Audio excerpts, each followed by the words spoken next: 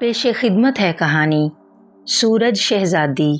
बहुत दिनों का जिक्र है कि 9 पहाड़ों और 9 जंगलों के पार एक बादशाह और उसकी मलका की हुकूमत थी। खुदा ने उन्हें एक खूबसूरत और प्यारा सा बेटा भी दिया था।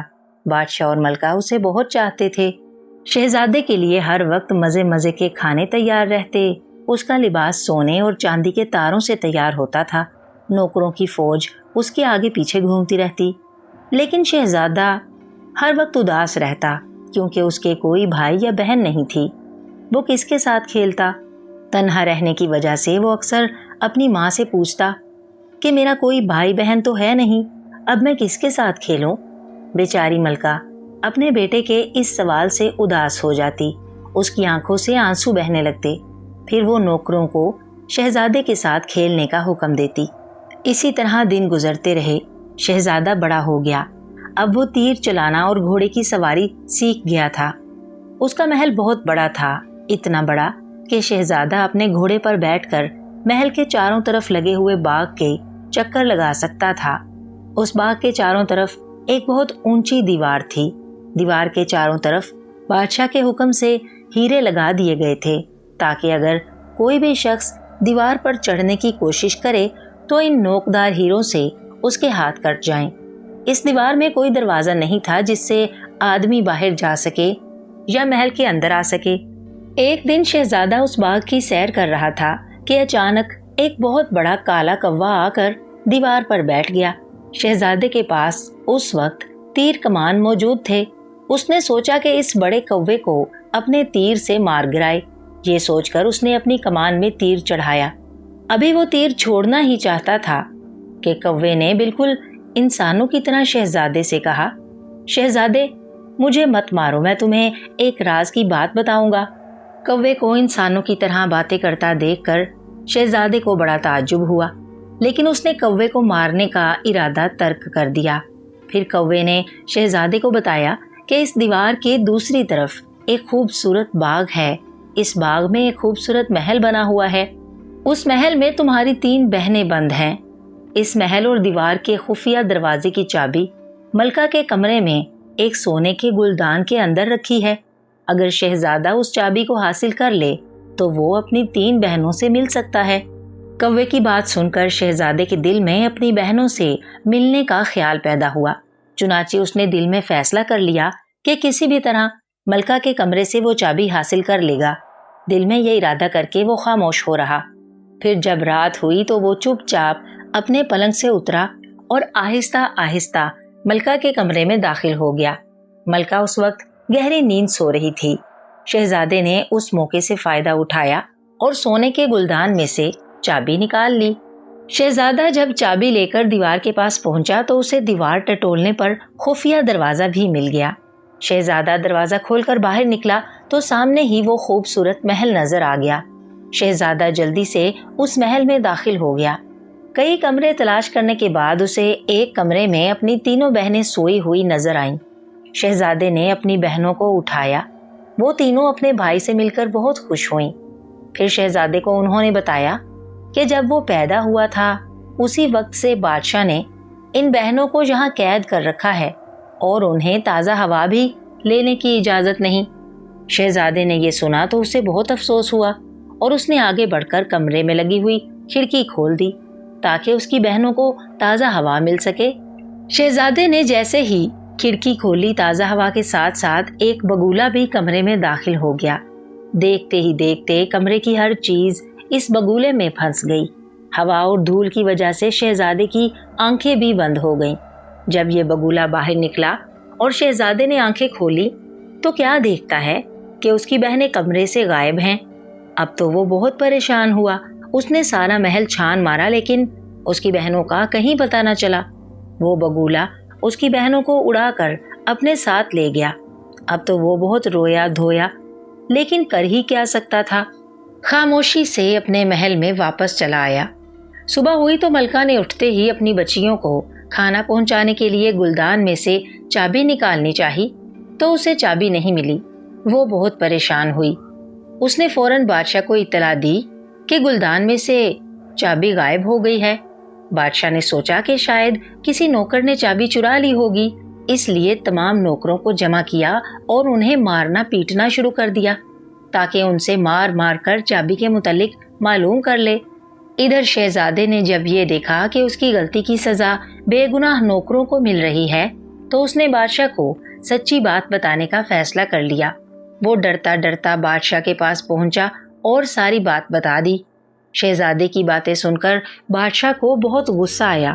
اس نے کہا، جب تم پیدا ہوئے تھے اسی وقت نجومیوں نے بتا دیا تھا کہ تمہاری وجہ سے شہزادیوں پر بڑی مصیبت آئے گی، اس لیے میں نے شہزادیوں کو اس محل میں بند کر دیا تھا اور بیچ میں اتنی اونچی دیوار چنوا دی تھی، لیکن تم نے حکم عدولی کی اور اس محل میں داخل ہو گئے، اس لیے اب تم فوراً ہمارے ملک سے نکل جاؤ اور اس وقت تک واپس نہ آنا جب تک تمہیں تمہاری تینوں بہنیں نہ مل جائیں اور تم انہیں اپنے ساتھ نہ لا سکو۔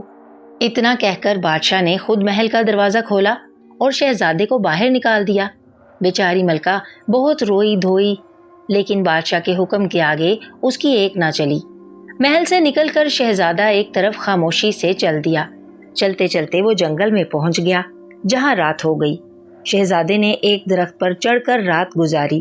صبح ہوئی تو وہ پھر درخت سے اتر کر چلنے لگا۔ اسے نہ راستے کا پتہ تھا، نہ یہ معلوم تھا کہ اسے کہاں جانا ہے۔ وہ تو بس چلتا چلا جا رہا تھا۔ کئی دن اور کئی راتیں اسی طرح گزر گئیں۔ وہ درختوں کے پھل کھا کر اپنا پیٹ بھرتا اور ندی نالوں کا پانی پی کر پیاس بجھاتا۔ اسی طرح کئی دن کے بعد اسے جنگل میں ایک جھونپڑی نظر آئی۔ شہزادے نے سوچا کہ یہاں جو بھی کوئی رہتا ہوگا وہ اسے ایک رات کے لیے پناہ ضرور دے گا۔ یہ سوچ کر وہ جھونپڑی کے دروازے پر پہنچا۔ وہاں ایک بڑھیا اس طرح کھڑی تھی جیسے اسے شہزادے ہی کا انتظار ہو۔ شہزادے کو دیکھتے ہی بڑھیا نے پوچھا، بیٹا تم کون ہو اور کہاں جا رہے ہو؟ شہزادے نے بڑھیا کو اپنی پوری کہانی سنائی کہ کس طرح اس کی غلطی سے اس کی تینوں بہنیں گم ہو چکی ہیں اور بادشاہ نے اسے اپنی بہنوں کو تلاش کر کے لانے کا حکم دیا ہے۔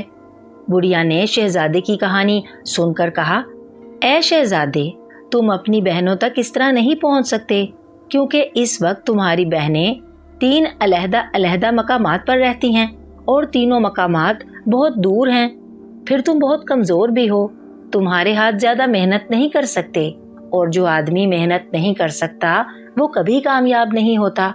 اس لیے اگر تم اپنی بہنوں کو حاصل کرنا ہی چاہتے ہو تو تمہیں میرے پاس 3 سال گزارنے ہوں گے۔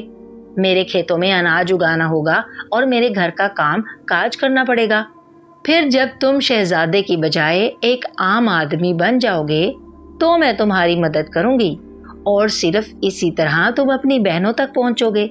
بڑھیا کی باتیں سن کر شہزادے نے سوچا کہ اپنی بہنوں کو حاصل کرنے کے لیے اسے بڑھیا کی شرط قبول کر لینی چاہیے، کیونکہ بڑھیا کی بات مانے بغیر اس کی بہنوں کا ملنا ممکن نظر نہیں آتا تھا۔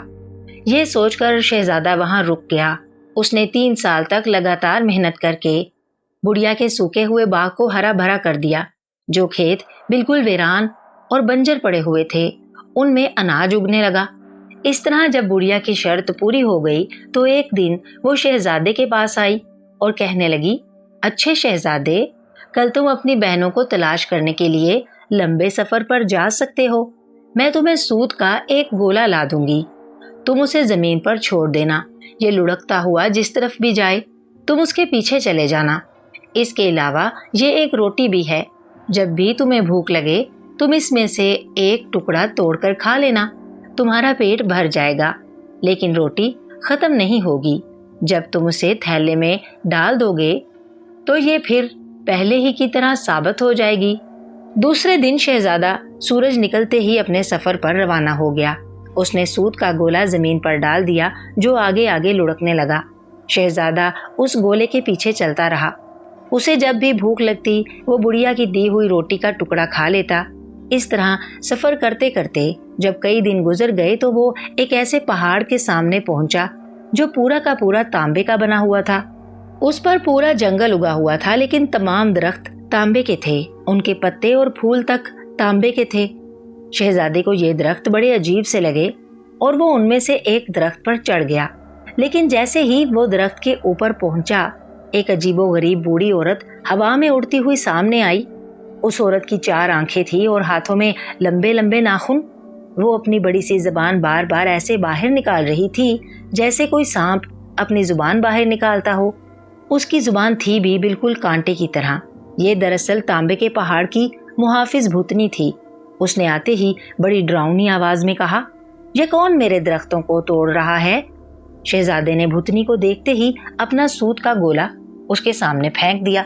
वो भूतनी इतनी तेजी से उस गोले को पकड़ने के लिए लपकी कि अपने ही जोर में एक तांबे के दरख्त से टकरा गई। उसका सर इतनी जोर से उस दरख्त से टकराया कि दरख्त से चिंगारियां से निकलने लगी और बड़ी जोर की आवाज पैदा हुई और वो भूतनी इस चोट से बेहोश हो गई। शहजादे के लिए ये मौका काफी था। वो फौरन ही छलांगे मारता हुआ तांबे के पहाड़ की चोटी पर पहुंच गया। वहां उसे एक तांबे ही का महल नजर आया। महल में दाखिल हुआ तो क्या देखता है कि सामने ही उसकी सबसे बड़ी बहन बैठी हुई सूत काट रही है। उसने अपने भाई को पहचान लिया। दोनों बहन भाई आपस में मिलकर बहुत खुश हुए। शाम तक वो दोनों एक दूसरे पर गुजरी हुई मुसीबतों के मुतालिक बातें करते रहे। लेकिन जब शाम होने लगी तो शहजादी परेशान हो गई। शहजादे ने अपनी बहन से उसकी परेशानी की वजह पूछी तो शहजादी ने बताया कि उसकी एक खूबसूरत शहजादे से शादी हो गई है, लेकिन इस शहजादे को किसी जादूगर ने अपने जादू से शिकार करने वाले परिंदे बाज की शक्ल में तब्दील कर दिया है। अब वो आने ही वाला है। जब वो तुम्हें यहाँ देखेगा तो हो सकता है कि नाराज होकर कोई नुकसान पहुंचा दे। शहजादी अभी ये बातें कर ही रही थी कि तांबे के दरख्तों के बड़े जोर से खड़खड़ाने की आवाजें आने लगी। साथ ही एक बड़ा सा बाज महल की तरफ आता दिखाई दिया। बाज को देखते ही शहजादी ने अपने भाई को महल में छुपा दिया। थोड़ी देर में जब वो बाज जमीन में उतरा तो जमीन पर पैर टिकते ही वो बहुत खूबसूरत शहजादा बन गया। फिर जब वो मुंह हाथ धोकर खाना खा चुका तो शहजादी ने उससे पूछा, अगर मेरा भाई यहाँ आ जाए तो तुम उसके साथ क्या सलूक करोगे? मुझे उससे मिलकर बहुत खुशी होगी। बाज शहजादे ने जवाब दिया। ये सुनते ही शहजादी ने फौरन अपने भाई को बुला लिया। दोनों शहजादे एक दूसरे से मिलकर बहुत खुश हुए। फिर बाज शहजादे ने बताया कि मुझे इस मुसीबत से सिर्फ सूरज शहजादी ही निजात दिला सकती है। इसके जवाब में मेहमान शहजादे ने वादा किया कि वो सूरज शहजादी से मिलकर अपने दोस्त को इस मुसीबत से निजात दिलाएगा। दूसरे दिन जब शहजादा सफर के लिए तैयार हुआ तो बाज शहजादे ने उसे तोहफे के तौर पर एक रुमाल दिया और कहा कि तुम जब भी किसी मुसीबत में घिर जाओ तो इस रुमाल को हवा में लहरा देना, तुम्हें फौरन अपनी ज़रूरत की चीज़ें मिल जाएंगी। शहजादे ने अपने दोस्त का शुक्रिया अदा किया और सफ़र पर रवाना हो गया। कई दिन तक चलने के बाद वो एक ऐसे पहाड़ के पास पहुंचा जो पूरा चांदी का बना हुआ था। उस पर उगे हुए दरख्त भी चांदी के थे, जिनमें फूल और फल भी चांदी के थे। उनके दरमियान पहाड़ की चोटी पर चांदी ही का एक महल भी बना हुआ था। शहजादे ने उन दरख्तों में से एक लकड़ी तोड़ी। लकड़ी का टूटना था कि उस जंगल में कहीं से 2 खौफनाक चुड़ैलें शोर मचाती हुई आईं। शहजादे ने उन्हें देखते ही अपना सूत का गोला उनकी तरफ फेंक दिया। उस गोले को देखते ही वो दोनों चुड़ैलें गोला पकड़ने के लिए झपटी। गोला तो खैर उनके हाथ नहीं आया, लेकिन इस तरह झपटने से वो दोनों ही आपस में टकरा गईं। एक का सर जब दूसरी के सर से टकराया तो इतनी खौफनाक आवाज हुई कि सारा जंगल लर्ज कर रह गया। चोट की शिद्दत से दोनों ही बेहोश होकर गिर पड़ी और शहजादे को पहाड़ पर चढ़ने का मौका मिल गया। शहजादा जब चांदी के महल में दाखिल हुआ तो उसे सामने बरामदे में अपनी दूसरी बहन बैठी नजर आई। वो दोनों बहन भाई आपस में मिलकर बहुत खुश हुए। बहन ने तरह तरह की चीजें शहजादे को खिलाईं।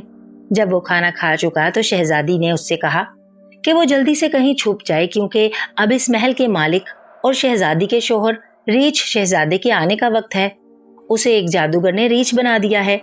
अगर उसने शहजादे को देख लिया तो वो उसे हलाक कर देगा। शहजादे ने अपनी बहन की बात मान ली और एक कमरे में जाकर छुप गया। थोड़ी देर बाद जब वो रीछ शहजादा महल में आया तो उसने शहजादी से कहा कि पहाड़ के नीचे उस जंगल की मुहाफिज चुड़ैलें बेहोश पड़ी हैं। क्या इस महल में कोई शख्स आया था? हाँ, यहाँ मेरा भाई आया है। शहजादी ने जवाब दिया। मुझे भी अपने भाई से मिलवाओ। रीछ शहजादे ने कहा। चुनाचे शहजादी ने अपने भाई को बुला लिया। वो दोनों जब आपस में मिले तो रीछ शहजादे ने मेहमान शहजादे को बताया कि उसे एक जादूगरनी ने अपने जादू से रीछ बना दिया है। वो दिन भर रीछ की शक्ल में रहता है और सिर्फ रात के वक्त आदमी बन जाता है। इस मुसीबत से उसे सिर्फ सूरज शहजादी ही निजात दिला सकती है। मेहमान शहजादे ने वादा किया कि वो सूरज शहजादी से मिलकर रीछ शहजादे को मुसीबत से निजात दिलाएगा। एक दिन और रात भर मेहमान रहने के बाद जब शहजादा सूरज शहजादी की तलाश के लिए सफ़र पर रवाना होने लगा तो रीछ शहजादे ने अपने मेहमान और दोस्त को एक ख़ास किस्म का दलिया देते हुए कहा, यह मेरा तोहफ़ा है।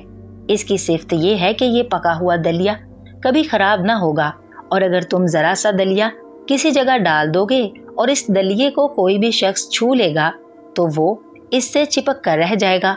फिर वो चाहे जितनी कोशिश करे उसे इस दलिये से आज़ादी नहीं मिलेगी।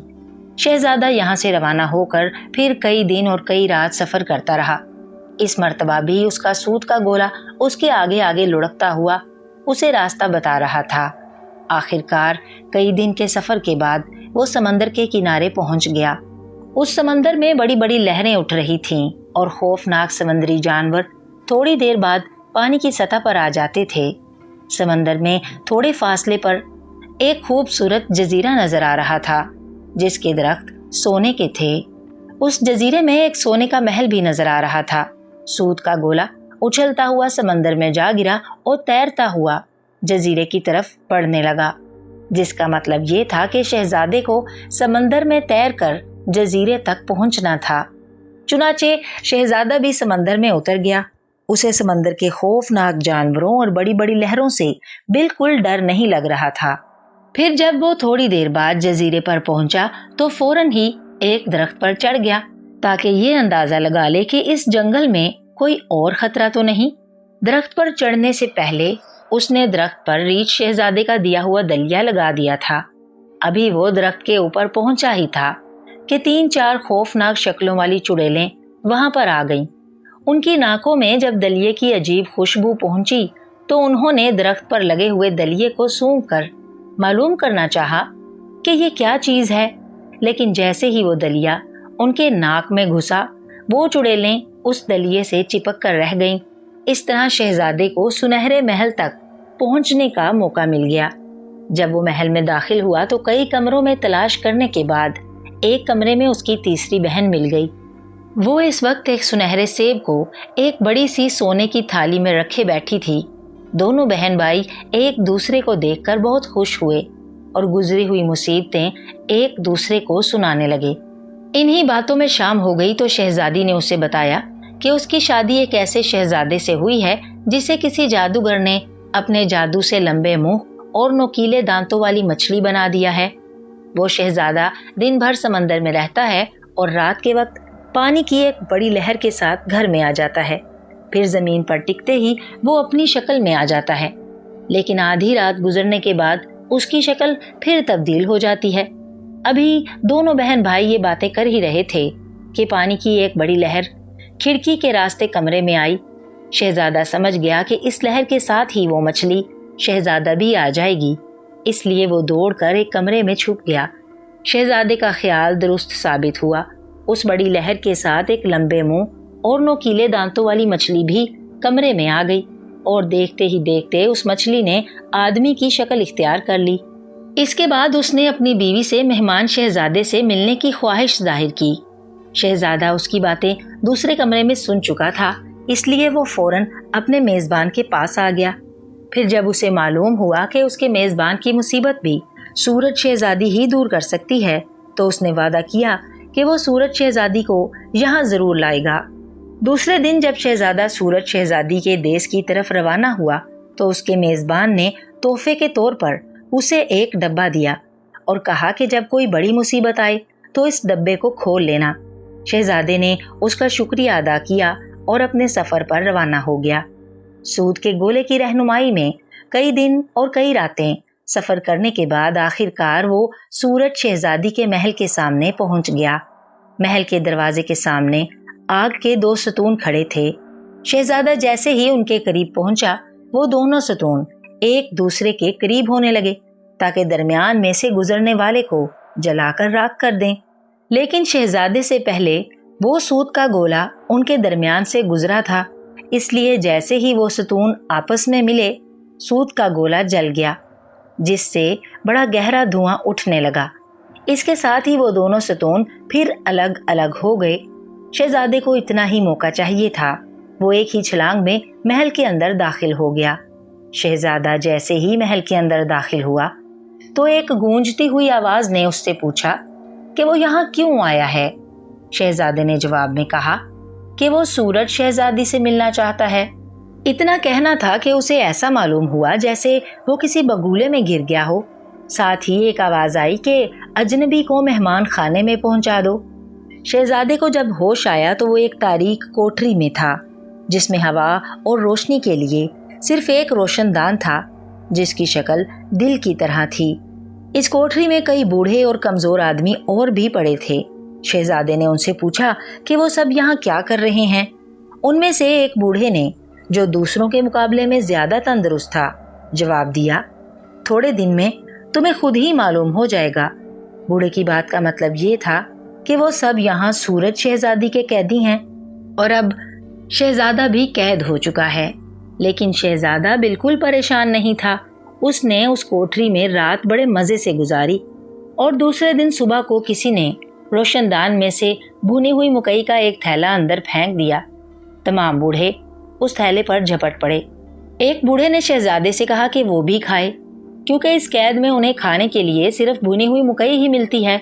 लेकिन शहजादे ने मकई खाने की बजाय अपना जादुई रुमाल निकालकर हिलाया तो पलक झपकते ही कमरे में उम्दा उम्दा और मजेदार खानों का ढेर लग गया। शहजादे ने तमाम बूढ़ों को भी वो खाना खिलाया। खाना खाकर बूढ़े बहुत खुश हुए, क्योंकि उन्हें कई साल बाद ऐसे मजेदार खाने मिले थे। इस खुशी में तमाम बूढ़े नाचने लगे। सूरज शहजादी ने जब इन बूढ़ों के गाने की आवाज सुनी तो अपने एक मुलाजिम को भेजा कि कैदियों की खुशी की वजह मालूम करे। वो मुलाजिम कैद खाने में आया और इस तरह खुशी से नाचने गाने की वजह पूछी तो शहजादे ने उसे खुद ही बता दिया कि उसके पास एक रुमाल है जो हर तरह के मजेदार खाने पहुंचा देता है। मुलाजिम ने वापस जाकर सूरज शहजादी को सारा हाल कह सुनाया तो शहजादी ने सोचा कि ये कीमती रुमाल उसके पास होना चाहिए। चुनाचे उसने अपने मुलाजिम को शहजादे के पास भेजा ताकि वो शहजादे का रुमाल ले आए। मुलाजिम जब शहजादे के पास पहुंचा तो शहजादे ने अपना रुमाल मुलाजिम को देते हुए कहा कि मेरी हर चीज सूरज शहजादी की है, तुम इसे शौक से ले जाओ। कैद खाने के बूढ़ों ने मना किया कि रुमाल शहजादी को ना दिया जाए, क्योंकि रुमाल चला गया तो हम सब भूखे मर जाएंगे या फिर वही भुनी हुई मकई खानी पड़ेगी। लेकिन शहजादे ने बूढ़ों की एक ना सुनी। दूसरे दिन शहजादी ने फिर सुबह वही भुनी हुई मकई कैद खाने में भिजवा दी। लेकिन इस मर्तबा शहजादे ने अपना वो डब्बा खोला जो मछली शहजादे ने उसे दिया था। इस मर्तबा इस डब्बे से बेहतरीन गिजाएं निकलने लगी। तमाम कैदियों ने ये खाना पेट भरकर खाया और फिर खुशी से नाचने लगे। सूरज शहजादी ने फिर अपने मुलाजिम को हालात मालूम करने के लिए भेजा। मुलाजिम ने कैद खाने के रोशनदान से झांक कर देखा तो वो बहुत हैरान हुआ कि आज भी तमाम कैदी मजे मजे के खाने खा रहे हैं और खुशी से नाच रहे हैं। सामने ही वो डब्बा रखा था जिसमें से खाने निकले थे। मुलाजिम सारी बात समझ गया और जाकर शहजादी को सारा हाल सुनाया। शहजादी ने उसे दोबारा भेजा कि जाकर वो डब्बा भी ले आए। वो जब दोबारा कैद खाने में आया तो शहजादे ने कहा कि वो अपना डब्बा शहजादी को जरूर देगा, लेकिन शर्त यह है कि मुलाजिम पहले उसके साथ बैठकर खाना खाए। मजेदार खानों की खुशबू पर मुलाजिम की राल तो पहले ही टपक रही थी। वो कैद खाने के अंदर आकर शहजादे के पास बैठ गया। शहजादे ने बड़ी सफाई से थोड़ा सा दलिया उस जगह डाल दिया जहां मुलाजिम को बैठना था। बस फिर क्या था, मुलाजिम तो उसी जगह चिपक कर रह गया। मुलाजिम जब बड़ी देर तक वापस ना पहुंचा तो सूरज शहजादी खुद कैद खाने में आ गई। तमाम कैदी शहजादी को देखते ही उसके कदमों में इस तरह गिर गए जैसे सजदा कर रहे हों। अलबत्ता शहजादा बिल्कुल नहीं झुका। शहजादी की नजर जैसे ही शहजादे पर पड़ी तो वो उसे देखती ही रह गई। کیونکہ اتنا خوبصورت شہزادہ اس نے پہلے کبھی نہیں دیکھا تھا۔ پھر جب شہزادے نے اسے ہنس کر اپنا ڈبہ دینے کا وعدہ کیا تو شہزادی اس کے اخلاق سے بہت متاثر ہوئی اور اسے قید خانے سے نکال کر اپنے ساتھ لے گئی۔ کچھ دنوں بعد سورج شہزادی نے شہزادے سے شادی کر لی۔ اس طرح شہزادے اور اس کی تمام بہنوں اور ان کے شوہروں کی مصیبت کے دن ختم ہو گئے۔ ختم شد۔ تم کتنے مہربان ہو۔ جاوید بہت شریر اور بے ادب لڑکا تھا۔ اسے لوگوں کو تنگ کرنے میں بہت مزہ آتا تھا۔ اسکول میں وہ اپنے ساتھیوں کی کتابیں چھپا دیتا، اپنی بہن کی گڑیا کوڑے کے ٹب میں پھینک دیتا، دوستوں کی سائیکلیں پنکچر کر دیتا، گلی محلے کے بچوں کو مارتا پیٹتا رہتا۔ سب لوگ اس سے عاجز آ چکے تھے، لیکن جاوید پر مار کا اثر نہ ہوتا اور نہ پیار کا۔ روز روز کی ڈانٹ پھٹکار نے اسے اور بھی ضدی اور خود سر بنا دیا تھا۔ ایک دن جاوید کے دل میں گھر والوں کو پریشان کرنے کی ایک نئی ترکیب سوجھی۔ اس نے اپنے بستے کی کتابیں میز پر پھینکی۔ بستے میں چاکلیٹ، بسکٹ، ڈبل روٹی کے ٹکڑے اور کچھ پھل وغیرہ بھرے اور چپکے سے گھر سے نکل کھڑا ہوا۔ جاوید نے اپنے دل میں سوچا، ہر وقت کی ڈانٹ پھٹکار سے جان مصیبت میں آ گئی تھی۔ اب میں گھر سے جا رہا ہوں تو لوگوں کو میری قدر معلوم ہوگی۔ اب وہ پچھتائیں گے کہ کیوں خواہ مجھے تنگ کرتے رہے، بات پہ بات پر مجھے ڈراتے دھمکاتے اور میری درگت بنائے رکھتے تھے۔ وہ باغیچے سے باہر نکلا اور گلیوں میں چلتا ہوا شہر سے باہر نکل گیا۔ شہر کے باہر جنگل تھا۔ جاوید کبھی جنگل میں نہیں گیا تھا کیونکہ جنگل بے حد گھنا تھا۔ دن کے وقت بھی وہاں تاریکی چھائی رہتی تھی۔ پھر اس کے متعلق یہ افواہ بھی گرم تھی کہ بہت سے لوگ جنگل میں گم ہو گئے تھے۔ جاوید نے دل میں سوچا کہ میں جنگل میں چھپ جاؤں تو کسی کو پتہ نہیں چلے گا۔ ادھر 2-3 دن کا کھانا میرے ساتھ ہے، اس لیے مجھے نہ کوئی دقت ہوگی نہ تکلیف۔ جنگل میں تاریکی چھائی ہوئی تھی، لیکن جاوید کو بالکل ڈر نہیں لگا، بلکہ اسے یہاں مزہ محسوس ہو رہا تھا۔ وہ جنگل میں چلتا رہا یہاں تک کہ وہ ایک ایسی جگہ آ نکلا جہاں کھلا میدان تھا۔ دور دور تک سبز سبز گھاس تھی اور اس میں جگہ جگہ گلاب کے پودوں کی کیاریاں تھیں۔ گلاب کے رنگا رنگ پھول عجیب بہار دکھا رہے تھے۔ قریب ہی ایک چشمہ بہہ رہا تھا۔ اس کا پانی پتھروں سے ٹکرا کر عجیب موسیقی پیدا کر رہا تھا۔ جاوید چشمے کے کنارے بیٹھ گیا۔ اسے زور کی بھوک محسوس ہو رہی تھی۔ اس نے تھیلے سے بسکٹ اور ڈبل روٹی کے ٹکڑے نکالے اور کھانے لگا۔ ایک نیل کنٹھ اور طوطا اس کے نزدیک ہی آ کر بیٹھ گئے اور جاوید کو اس طرح دیکھنے لگے جیسے کہتے ہوں، ہمیں بھی بھوک لگی ہے، ہمیں بھی کچھ کھانے کو دو۔ لیکن جاوید کو ذرا بھی رحم نہ آیا۔ اس نے 2-3 پتھر اٹھائے اور ان پرندوں کی طرف پھینکے۔ دونوں پرندے شور مچاتے ہوئے اڑ گئے۔ اب جاوید نے اپنی عادت کے مطابق توڑ پھوڑ شروع کر دی۔ گلاب کے پھول مسل مسل کر ادھر ادھر پھینکے، پتیاں اور ٹہنیاں توڑ ڈالی، گھاس اکھاڑ اکھاڑ کر ڈھیر لگا دیا۔ اس کا یہ مشغلہ جاری تھا کہ قریب سے کسی کی آواز سنائی دی، اے میاں، یہ کیا کر رہے ہو تم؟ جاوید نے پیچھے مڑ کر دیکھا۔ ایک درخت کے تنے میں کھڑکی سی کھلی ہوئی تھی اور ایک سفید داڑھی والا بونا کھڑکی سے باہر جھانک رہا تھا۔ بوڑھے نے غصیلی آواز میں کہا، یہ دیکھو تم نے کیا کیا ہے؟ تم نے میری ہری ہری گھاس اجاڑ کر رکھ دی، گلاب کے پودوں کا ستیہ ناش کر دیا ہے، میرے پرندوں کو پتھر مار کر اڑا دیا ہے۔ جاوید بھی تیز اور تلخ لہجے میں بولا، توبہ توبہ، بالشت بھر کا بونا اور گز بھر کی زبان، میں نے کبھی ایسا بد اخلاق بونا نہیں دیکھا جسے بات کرنے کی تمیز نہ ہو۔ بونے نے کھڑکی سے باہر چھلانگ لگائی۔ وہ جاوید کے سامنے کھڑا ہو گیا اور غصے سے کانپتی ہوئی آواز میں بولا، تم اپنے آپ کو انسان سمجھتے ہو، حالانکہ تم میں نہ کوئی شرافت ہے نہ تمیز۔ جاوید چیخ کر بولا، بےہودہ بدتمیز بڈھے، تیری یہ مجال، ٹھہر جا، میں تجھے تیری زبان درازی کا مزہ چکھاتا ہوں۔ وہ بوڑھے بونے کو مارنے کے لیے لپکا۔ عین اسی وقت بوڑھے کا قد بڑھ کر جاوید کے برابر ہو گیا۔ جاوید سہم کر رک گیا۔ بوڑھا بونا بولا، رک کیوں گئے؟ آؤ نا، آگے آؤ نا۔ لیکن جاوید اپنی جگہ پر کھڑا تھر تھر کانپتا رہا۔ تب بونے نے کہا، بزدل انسان، تم مظلوم پر شیر کی طرح لپکتے ہو اور ظالم اور طاقتور کے سامنے بھیڑ کی طرح دبکتے ہو۔ جاوید گھبرا کر پیچھے کی طرف مڑا۔ बूढ़ा बोना कहकहा लगाकर बोला, बस इतनी ही हिम्मत थी, लेकिन तुम भाग कर जाओगे कहाँ? मैं तुम्हें आसानी से छोड़ने वाला नहीं हूँ। अब एक और अजीब तमाशा होने लगा, यानी दरख्त खुद ब खुद चलकर एक दूसरे के करीब आ गए और झाड़ियों ने अपनी शाखें बढ़ा बढ़ा कर रास्ता रोक दिया। जावेद का खौफ और दहशत से बुरा हाल था।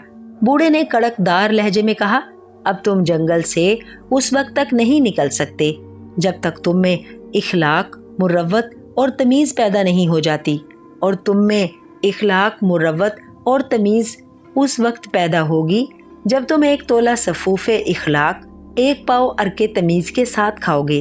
अब तुम जाओ, जंगल में खूब घूमो फिरो और कहीं से तोला भर सफूफे इखलाको मोहब्बत और पाव भर अरके तमीज लेकर आओ। याद रखो, इन चीजों के बगैर उम्र भर जंगल से बाहर निकलने का रास्ता नहीं मिल सकता। ये कहकर बोना छलांग मारकर दरख्त पर चढ़ा। उसका कद फिर छोटा होते होते बालिश्त भर कर रह गया। फिर वो दरख्त के तने में बनी हुई खिड़की से अंदर कूद गया। जावेद ने दिल में सोचा कि बोने ने मजाक किया है।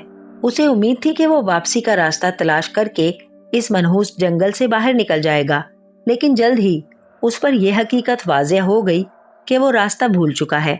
वो जहां से भी गुजरता, उसके पीछे दरख्त एक दूसरे के करीब आ जाते और झाड़ियां अपनी शाखें बढ़ा बढ़ा कर रास्ता रोक देती। वो बाहर निकलने के लिए जितनी कोशिश करता, इतना ही वो घने और अंधेरे जंगल में पहुंचता चला जाता। आखिरकार वो थक हार कर चिल्लाने लगा, खुदा के लिए कोई मेरी मदद करो, मदद मदद, मैं रास्ता भूलकर भटक गया हूँ, मदद मदद। वो काफी देर तक चिल्लाता रहा। तब एक बोने ने दरख्त के तने में से झांक कर पूछा, क्या बात है, तुम क्या चाहते हो? जावेद बोला, मैं इस खौफनाक और मनहूस जंगल से बाहर निकलने का रास्ता मालूम करना चाहता हूँ। बोना दरख्त से कूदकर नीचे उतरा और जावेद के पास खड़ा हो गया और बोला, मियाँ, ये जंगल ना तो खौफनाक है और ना मनहूस। अगर तुम इसे मौसम खिजा में देखो तो इसकी खूबसूरती देखकर दंग रह जाओ। दरख्तों के जर्द पत्ते यूं लगते हैं जैसे कुदरत के मुसव्विर ने सोने का पानी फेर दिया हो। सर्दियां आएंगी तो खाली खाली टहनियों पर बर्फ की सफेद चादर चढ़ी हुई देखकर तुम हैरान रह जाओगे। बाहर के आते ही कोंपलें फूटने लगती हैं। और जावेद बात काट कर बोला, बकवास बंद करो और मुझे जंगल से निकलने का रास्ता बताओ। बोना बिगड़ कर बोला, ओहो, तुम में ना इखलाक है ना मोहब्बत, तभी तुम दूसरों की बात पूरी तवज्जो से नहीं सुनते। इतने में एक परिंदे का बच्चा घोंसले से नीचे गिर पड़ा। बोने ने लपक कर उसे उठाया, सीने से लगाया और मुंह की भाप देता रहा। तब जाकर बच्चे ने कुछ आंखें खोली। बोने ने जावेद से कहा, मियाँ, जरा इस बच्चे को घोंसले में बिठा देना। तुम देखते हो कि मेरा छोटा सा कद है, ना तो मेरा हाथ ऊपर की टहनी तक पहुंच सकता है और ना मैं दरख्त पर चढ़ सकता हूँ। जावेद नफरत से बोला, यह बेहकीकत परिंदा अगर मरता है तो मर जाने दो, मैं दुनिया भर के परिंदों से नफरत करता हूँ। बोना तलख लहजे में बोला, तुम अपने आप को अशरफुल मखलूकात कहते हो, हालांकि तुम लोग अहकरुल मखलूकात हो, सबसे हकीर मखलूक हो। अगर ये नन्हे मुन्ने परिंदे ना होते तो तुम्हारी दुनिया बिल्कुल सूनी होती। ना ये रंगीन परिंदे होते और ना इनके प्यारे प्यारे नगमे और चहचहे। अब बोने का लहजा खौफनाक हो गया। वो दहाड़ते हुए बोला, जो एक नन्हे मुन्ने परिंदे की मदद नहीं कर सकता, मैं उसकी मदद नहीं कर सकता। यह कहकर बोना दरख्त पर चढ़ा, तने के अंदर कूदा और खटाक से खिड़की बंद कर ली। ओह तोबा, ये जंगल तो ऐसे ही बददिमाग और वहशी बोनों से भरा हुआ है। जावेद नफरत और गुस्से से बोला। अब जावेद फिर आगे बढ़ने लगा। आखिर उसे एक ख्याल सूझा। वो दरख्त पर चढ़ा और इधर उधर देखने लगा, लेकिन कहीं भी उसे बाहर निकलने का रास्ता दिखाई ना दे सका। दूर दूर तक शाखों और दरख्तों के अलावा कुछ नजर न आता था। वो मायूस होकर नीचे उतरने लगा, लेकिन बदकिस्मती से उसका पांव फिसल गया और धम से कांटेदार झाड़ियों पर जा गिरा। उसके जिस्म में कांटे चुभ गए और कपड़े जगह जगह से फट गए। जितना वो झाड़ियों से निकलने की कोशिश करता, इतना ही वो उलझता जाता। आखिर तंग आकर जावेद चिल्लाने लगा, मदद करो, खुदा के लिए मेरी मदद करो, कोई मुझे इन झाड़ियों से निकाले, मदद मदद। फौरन ही एक बूढ़ी बोनी उधर आ गई। उसकी सबज सबज आंखों में हमदर्दी का जज्बा झलक रहा था। उसने कहा, हाय मेरे बच्चे, लाओ अपना हाथ मुझे दो, मैं तुम्हें अभी झाड़ियों से बाहर निकाल दूंगी। बेटे, जावेद ने अपना हाथ बढ़ा दिया। बूढ़ी ने अगले ही लम्हे उसे खींचकर बाहर निकाल लिया। बोनी जावेद को साथ लेकर अपने घर गई। उसने जावेद के जख्म धोकर मरहम पट्टी की, फिर सुई धागा लेकर उसके कपड़े मुरम्मत करने लगी। जरा सी देर में उसने कपड़ों को ऐसा अच्छा रफू किया कि कहीं टांके नजर न आते थे। जावेद ने बूढ़ी बोनी का शुक्रिया अदा किया। इस बड़े और खौफनाक जंगल में एक नरम दिल बुढ़िया से मिलकर उसे बेहद खुशी हुई। जावेद ने कहा, नेक दिल खातून, क्या आप मुझे जंगल से निकलने का रास्ता बता सकती हैं? एक बददिमाग बोना कहता था कि मैं जब तक सफूफे इखलाक व मोहब्बत अरके तमीज के साथ ना खा लूं, मैं जंगल से बाहर नहीं निकल सकता। बूढ़ी बोनी कुछ फिक्रमंद सी होकर बोली, अगर हकीम बरबरोस ने यही कहा है तो तुम वाकई जंगल से बाहर नहीं निकल सकते। तुम्हें हकीम साहब की शर्त जरूर पूरी करनी पड़ेगी। अब जावेद बहुत परेशान होकर बोला, काश मैं यहाँ आया ही ना होता। फिर अचानक ही उसे एक ख्याल सूझा। उसने कहा, बड़ी अम्मा, आप बहुत बामुरवत और इखलाक वाली हैं। खुदा के लिए मुझे भी अपना तोला भर इखलाक व मुरवत दे दो ताकि मैं उसे मनहूस बोने को दिखा सकूं। बूढ़ी बोनी मुस्कुराई और बोली, अफसोस, मैं तुमको रत्ती भर भी अखलाक नहीं दे सकती। अलबत्ता वो जगह बता सकती हूँ जहाँ से तुम तोला भर तो क्या, सेरो इखलाक और मुरवत खरीद सकते हो। जावेद ने मिन्नत भरे लहजे में कहा, अच्छा अम्मा जी, मुझे जरूर उस जगह का पता बता दो, वरना मैं यूं ही जंगल में भटकता रहूंगा। बूढ़ी बोनी को जावेद की हालत पर तरस आ गया। वो एक भारी से थैले को उठाकर बोली, इत्तेफाक से मुझे उधर ही जाना है, एक गरीब बोने की इमदाद के लिए। ये कुछ कपड़े और नकदी पहुंचानी है। तुम जानो बेटा, अगर इस चंद रोजा जिंदगी में अगर हम एक दूसरे के काम ना आ सके तो फिर जीना किस काम का। बुढ़िया ने वो भारी थैला कमर पर रखा। उसकी कमर बोझ से दोहरी हो गई और लड़खड़ाते हुए कदमों से चलने लगी। थोड़ी दूर चलकर उसका सांस फूल गया। बूढ़ी बोनी हाँफते हुए बोली, बेटा, मेरे जिस्म में अब पहली सी ताकत और फुर्ती नहीं रही, और फिर ये भारी बोझ भी कमर पर लदा हुआ है, इसलिए माफ करना बेटे, अब मैं तेज तेज नहीं चल सकती। अब जावेद को भी शर्मिंदगी हुई। उसने कहा, अम्मा जी, आप पसंद फरमाएं तो मैं ये थैला उठा लूं। बूढ़ी बोली, तुम्हारा शुक्रिया मेरे नेक दिल बेटे, मैं जरा जरा से काम के लिए दूसरों को तकलीफ देना नहीं चाहती। अब तो जावेद इसरार करने लगा, अम्मा जी, मुझे इस मामूली से बोझ को उठाते हुए कोई तकलीफ नहीं होगी। आप देखिए ना, मैं जवान भी हूँ और सेहतमंद भी। यकीन कीजिए कि मुझे आपकी मदद करके बेहद खुशी होगी। बूढ़ी बोनी ने थैला जावेद के हवाले कर दिया, लेकिन जावेद को इस मेहरबान औरत की मदद करके अजीब सी फरहत और खुशी मिल रही थी। जल्द ही जावेद थक गया। उसके कदम लड़खड़ाने लगे, जिस्म से पसीना बहने लगा, सांस धोंकनी की तरह चलने लगा, लेकिन उसने हिम्मत ना हारी। आखिरकार उनका सफर खत्म हो गया। बुढ़िया ने एक अजीब तरह के मीनार में बने हुए दरवाजे पर दस्तक दी। एक सबज पोश बूढ़े बोने ने दरवाजा खोला और बाहर झांक कर देखा। बूढ़ी बोनी ने कहा, भाई सबज पोश, ये बच्चा आपसे कुछ मदद हासिल करना चाहता है। आप मेरी खातिर इसकी हर मुमकिन इमदाद कीजिए। फिर वो जावेद से बोली, अजीज बच्चे, अब ये थैला मुझे दे दो। मुझे करीब ही एक मकान में इसे पहुंचाना है। खुदा हाफिज मेरे बच्चे, मुझे उम्मीद है कि तुम जल्द ही अपनी मुराद पा लोगे। अब सबज पोश बोने ने पूछा, मियाँ, किस किस्म की मदद चाहिए तुम्हें? यूं तो मैं एक बूढ़ा और कमजोर बोना हूँ, लेकिन जरूरतमंदों की इमदाद के लिए मैं हमेशा कमर बस्ता रहता हूँ। जावेद ने झिझकते हुए कहा, मुझे सिर्फ एक तोला सफूफे इखलाको मोहब्बत और पाव भर अरके तमीज चाहिए, क्योंकि बोने हकीम बरबरोस ने कहा है कि इन चीजों के बगैर मैं बाहर नहीं जा सकता।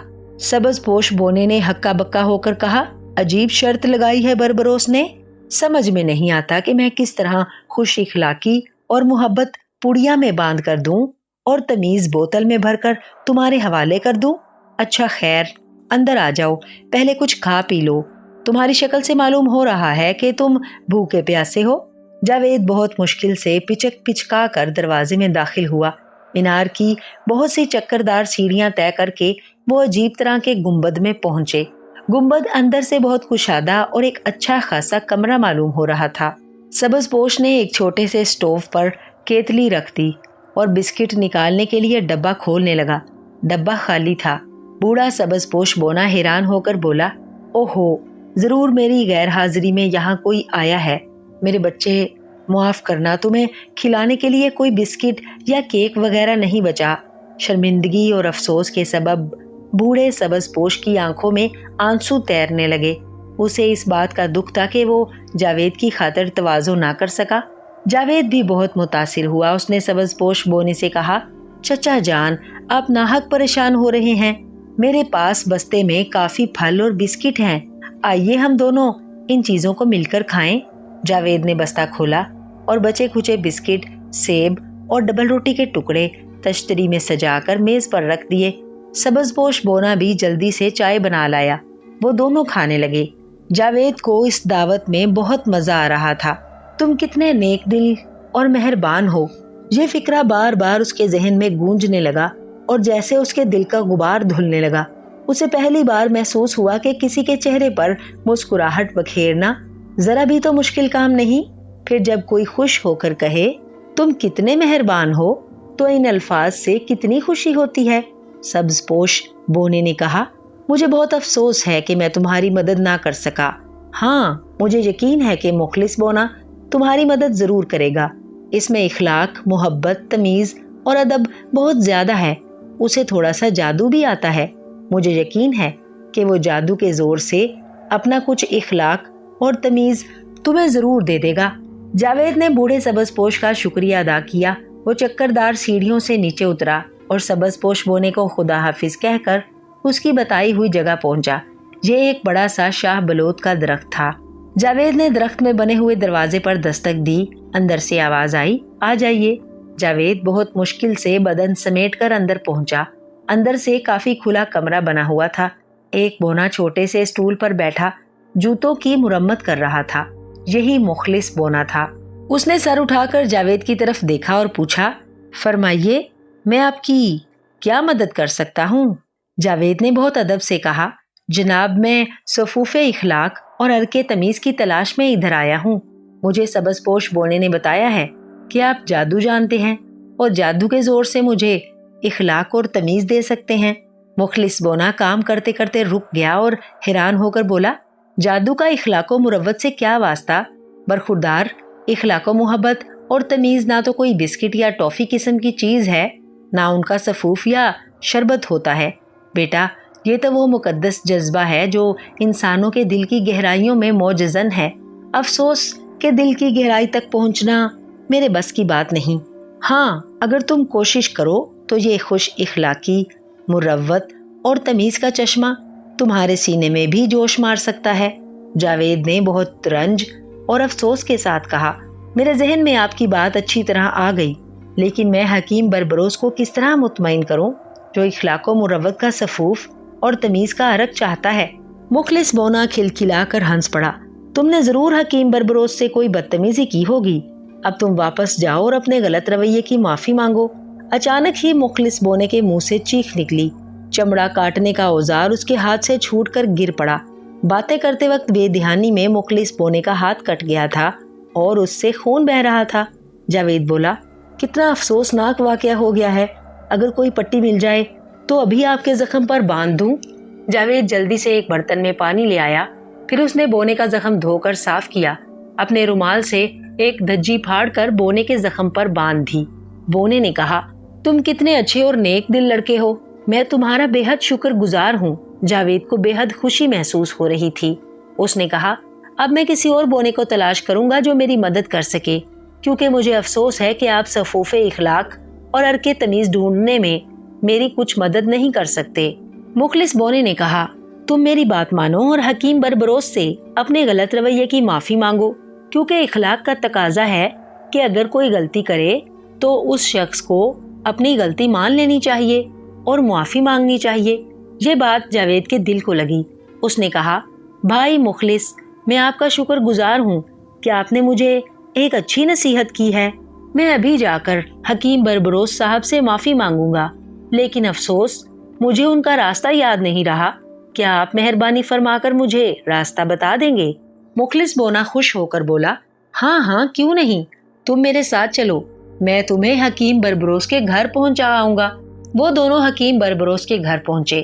مخلص بونا جانے لگا تو جاوید نے اس کا بہت شکریہ ادا کیا اور بڑی محبت سے اسے گلے مل کر رخصت کیا۔ جاوید نے دستک دی تو حکیم بربروس نے دروازہ کھولا۔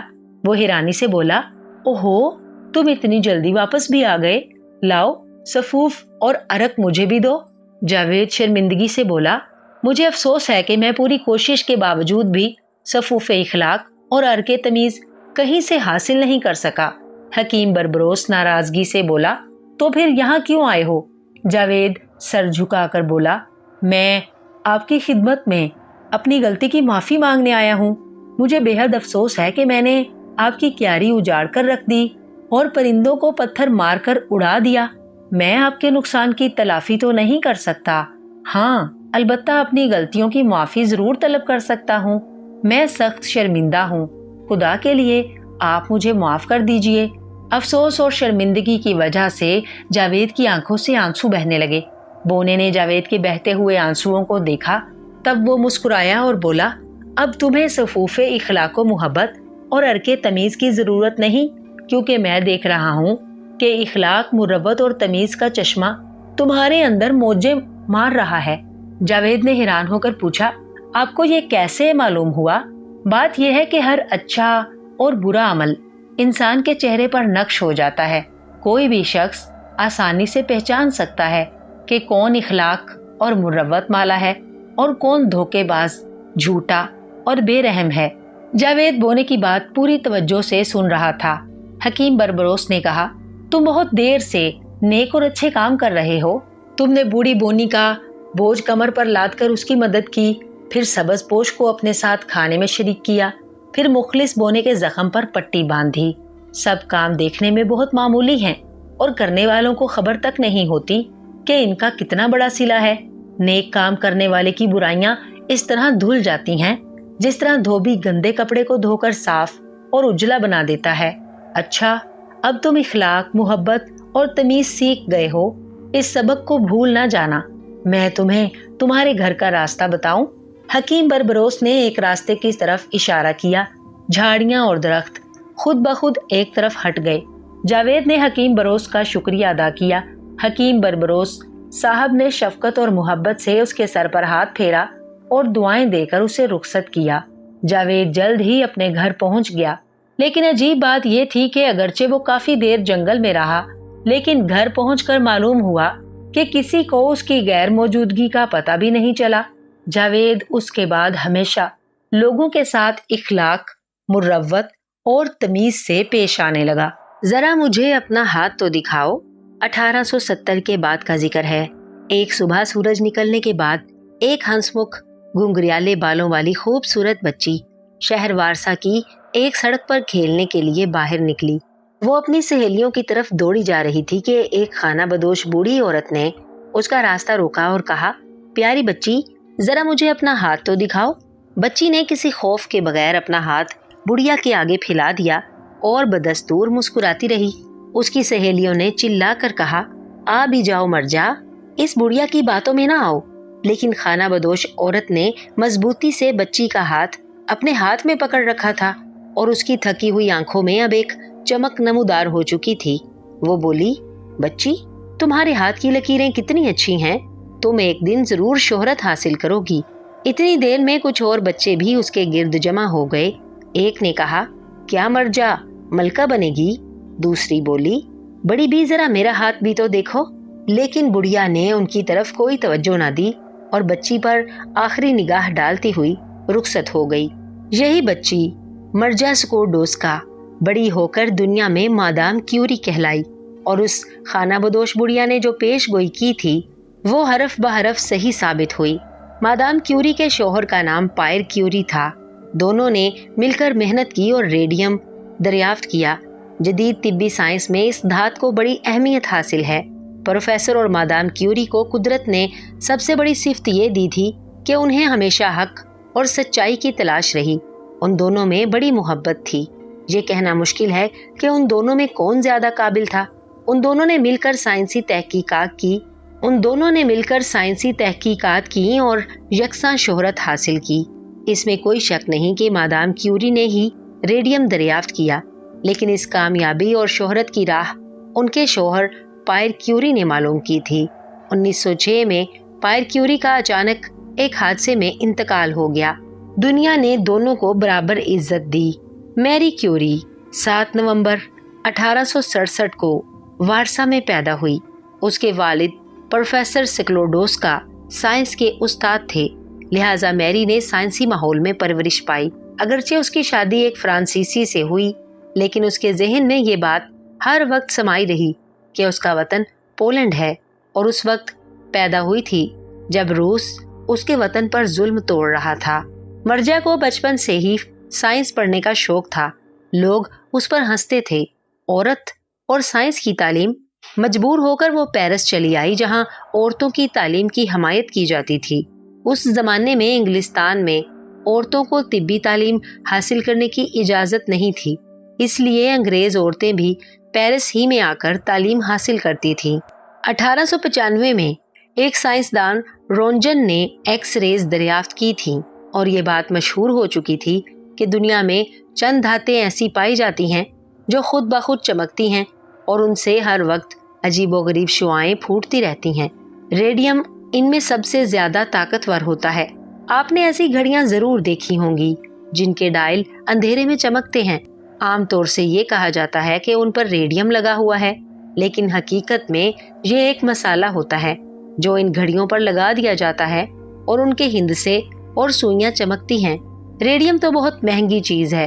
वो घड़ियों पर कहाँ इस्तेमाल किया जा सकता है और इस्तेमाल होना भी नहीं चाहिए, क्योंकि इससे हर वक्त ऐसी शुआएं फूटती रहती हैं जो सेहत के लिए मुजिर होती हैं।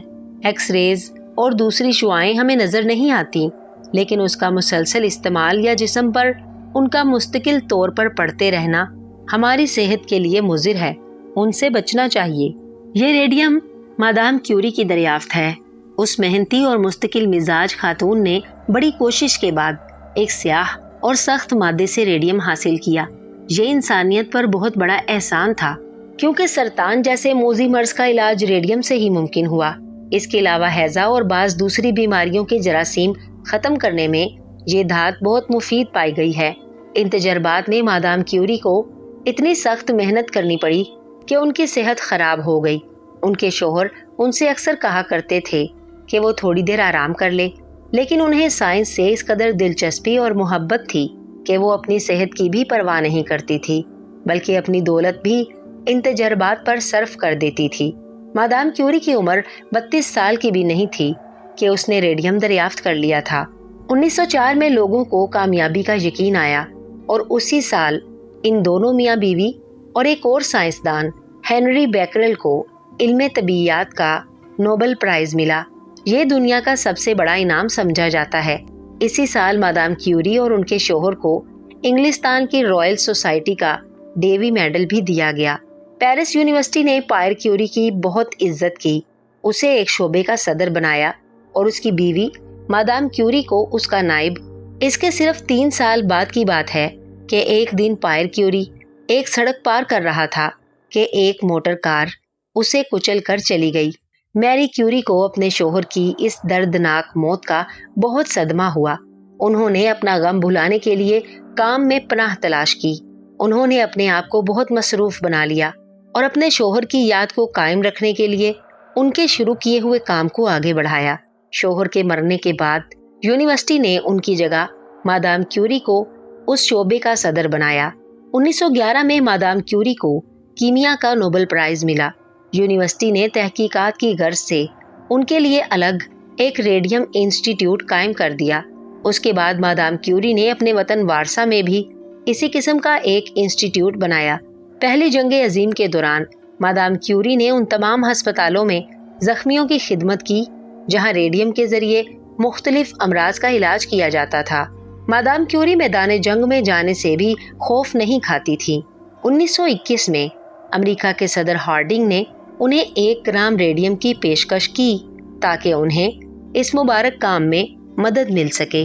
उसी साल अमेरिका की खवातीन ने भी उन्हें इसी किस्म का एक तोहफा اور کچھ روپے نظر کیے۔ مادام کیوری نے اس روپے سے کچھ ریڈیم خرید کر وارسا کے ہسپتال کو دیا۔ انہوں نے اپنے وطن کو کبھی فراموش نہیں کیا۔ مادام کیوری اور ان کے شوہر سادگی کے قائل تھے۔ شہرت کا شوق یا غرور انہیں چھو کر بھی نہیں گئے تھے۔ پائر کیوری کے مرنے کے بعد مادام صرف ان کے کام کو پورا کرنے اور اپنے بچوں کی پرورش کرنے کے لیے زندہ رہی۔ ان کی بیٹی بھی ان کے کام میں بہت دلچسپی لیتی تھی اور انہوں نے بھی اپنے شوہر کے ساتھ اس کام کو آگے بڑھایا اور اپنے ماں باپ کا نام روشن کیا۔ 1935 میں مادام کیوری جولیٹ اور ان کے شوہر کو کیمیا کا نوبل پرائز ملا۔ یہ دونوں مادام کیوری کے بیٹی اور داماد تھے۔ افسوس کہ اس وقت مادام کیوری زندہ نہیں تھیں، ورنہ اپنے بچوں کی اس عظیم کامیابی اور عزت سے یقیناً بہت خوش ہوتی، لیکن ان کا انتقال اس واقعے سے پہلے ہی 4 جولائی 1934 کو ہو گیا تھا۔ انہوں نے نہایت خاموشی اور سکون کے ساتھ جان دی۔ کسی کو بھی پتہ نہیں چلا کہ وہ بیمار ہوئی تھیں، لیکن ان کی موت کی خبر سن کر سب نے ان کا ماتم کیا۔ عزت و احترام کے ساتھ